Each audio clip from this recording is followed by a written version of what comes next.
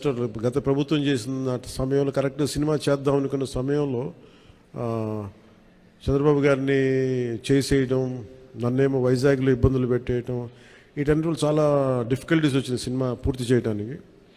ఫైనల్గా గవర్నమెంట్ మారిన తర్వాత చేద్దాం అనుకుంటే చేసే టైంకి అడ్మినిస్ట్రేషన్ 6 months తర్వాత కరెక్ట్ ఇక్కడ ఈ ఆఫీస్, ఈ క్యాంప్ ఆఫీస్ కొత్తపేట దూరంలో ఉన్న ఈ మిడ్ వ్యాలీ ఏరియాలో సెట్స్ వేసి రోజుకి కుదిరినప్పుడల్లా 7 to 9 మార్నింగ్ షూటింగ్ చేస్తాం. ఎప్పుడన్నా సండేస్ కుదిరితే ఒక రోజు ఒక 9 గంటలు చేయటం అలా జరిగింది.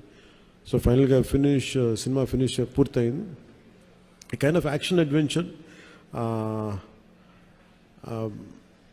అలాగే ఈ చారిత్రాత్మక నేపథ్యం కాబట్టి కొంత జిజియా మీద ఒక రివోల్ట్ ఎలా ఉంటుంది అంటే, ఒక హిందూగా నువ్వు వెళ్తుండాలంటే క్యూలో నుంచొని for being Hindu you have to pay tax.